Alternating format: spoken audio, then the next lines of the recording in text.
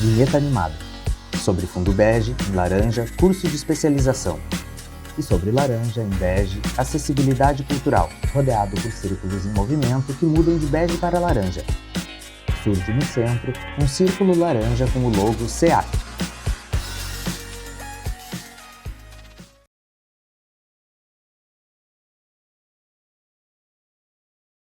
Sobre fundo branco, em preto, realização. LACAS, Laboratório de Arte, Cultura, Acessibilidade e Saúde. Curso de especialização em acessibilidade cultural. RIACULT, Rede Interuniversitária de Acessibilidade Cultural. UFRJ, Universidade Federal do Rio de Janeiro.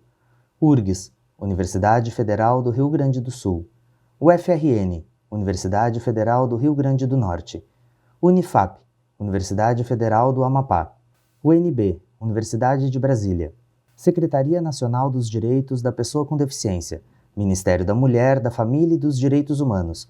Pátria Amada, Governo Federal. Olá a todas, todos e todes. Eu sou Thiago Cerejeira, audiodescritor consultor, professor e pesquisador no campo da acessibilidade comunicacional e cultural, com ênfase na interface arte e deficiência visual. Eu sou pessoa com deficiência visual, sou um homem branco, de cabelos curtos, castanhos, lisos, com topete, tenho sobrancelhas grossas, olhos e nariz pequenos, boca larga, lábios medianos, maxilar quadrado, cavanhaque com alguns fios brancos. Uso um óculos redondo com armação prata, corrente prateada grossa no pescoço, camisa xadrez e fones de ouvidos brancos. Estou sentado em um ambiente fechado, atrás de mim uma parede bege. Essa é a nossa segunda videoaula intitulada Aspectos Práticos da Narração na Audiodescrição, que faz parte do conteúdo 5, Narração na Audiodescrição, Teoria e Prática, da disciplina de Audiodescrição. Bom, o nosso propósito agora será o de elucidar e analisar alguns dos aspectos que compõem a prática da narração na audiodescrição. Na videoaula anterior, pudemos discutir alguns referentes teóricos e conceituais sobre a performance da voz, e nesta pretendemos adentrar nas questões mais pragmáticas, inerentes à escolha da voz, quem pode fazer a audiodescrição, como se dá esse processo, curiosidades e até mesmo a referência de algumas experiências contemporâneas com o uso criativo da voz.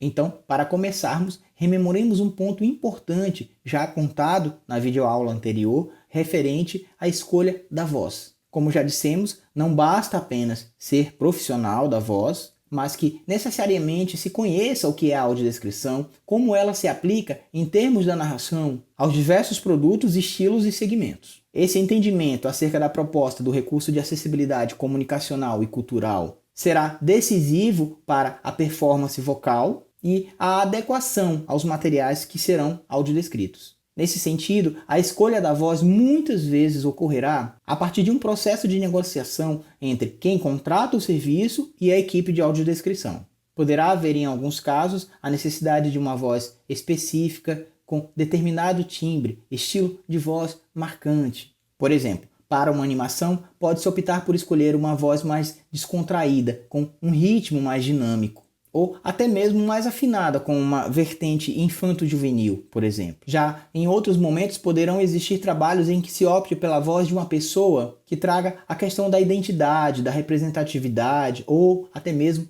da questão de gênero. Esse é um exemplo interessante para enfatizarmos uma questão que é sempre colocada quando falamos em narração na audiodescrição, que diz respeito ao contraste de vozes. Suponhamos que temos um documentário que é narrado por uma mulher e, a fim de se propor um contraste de vozes, coloca-se a narração na audiodescrição feita por uma voz masculina. Atenção! Destacamos que essa não é uma regra. A sugestão é que esse processo de negociação da escolha da voz possa ser discutido com quem contrata o serviço, no sentido de pensar a melhor alternativa para a estética do produto. Pode ser que o documentário, que é narrado por uma mulher, traga, por exemplo, as questões de representatividade feminina. E por isso se opte também por ter uma voz feminina na narração da audiodescrição. Nesse caso, haverá de se ter uma análise no intuito de trazer uma voz feminina na narração que que de repente possua um timbre diferenciado, a fim de não provocar, por exemplo, dúvidas nos espectadores acerca do que é narração do documentário e narração da audiodescrição.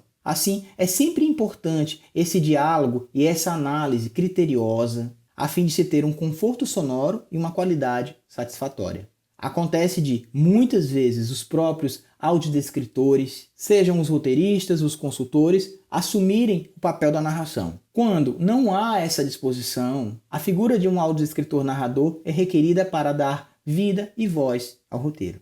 Em quaisquer das configurações, reitero a necessidade de compor um processo de construção colaborativa, com revisões frequentes, da composição do roteiro à finalização, na edição, mixagem. E por que isso é importante? Porque esse acompanhamento criterioso garante a produtividade no processo de composição da audiodescrição em todas as etapas, seja a do roteiro, da consultoria, da gravação ou da edição. Muitas vezes, durante a criação do roteiro, já se está pensando naquela palavra na dimensão da voz, o que por si só já solicita a articulação de testes, ensaios, cálculos de encaixe. Então, nada melhor e mais adequado do que essa sintonia entre os profissionais audiodescritores para otimizar o processo de composição e criação da audiodescrição.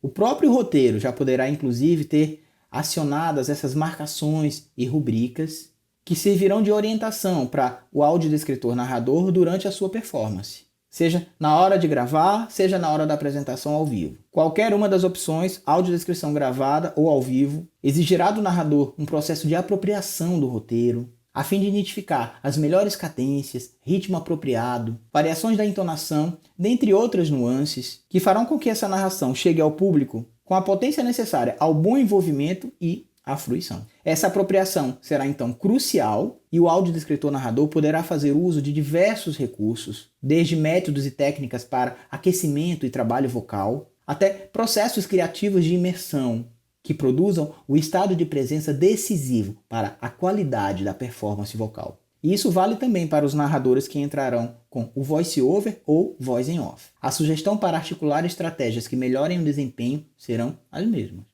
Bom, agora que já trouxemos um panorama dos principais aspectos práticos da narração, seria interessante comentarmos sobre algumas experiências contemporâneas que trabalham com a narração na audiodescrição em formas inusitadas ou artísticas. Temos referências de grupos e coletivos que já trabalham a audiodescrição e, portanto, a narração incorporada à própria obra. Temos exemplos disso no teatro, em performances de dança, videodança, livros multiformato, sessões com contações de história, obras audiovisuais, dentre outras. É um processo instigante que trabalha assim com o que poderíamos chamar de uma audiodescrição integrada, inserida dentro do texto do próprio intérprete ou artista, às vezes em formato aberto, ou seja, delineando uma segunda camada sobre o produto ou material. Vale muito a pena conferirmos esses trabalhos. Eles podem ser inspiradores e servir de referência para novas propostas criativas no campo da audiodescrição. Espero que nossas conversas sobre narração na audiodescrição tenham propiciado uma reflexão ampliada sobre esse campo e que você, a partir de agora, possa começar a colocar em prática algumas das indicações propostas, seja como forma de experimentação, seja como forma de construção de conhecimento. Por isso, não deixem de consultar os slides e o texto de referência desse conteúdo, onde vocês poderão aprofundar essas questões e consultar os links de referência com exemplos desses conteúdos. Relembro ainda que as evocações de autores terão suas referências bibliográficas explicitadas nesses materiais. Então é isso. Nos encontraremos em outras videoaulas de outros conteúdos com mais proposições a serem discutidas. Espero por vocês. Até breve.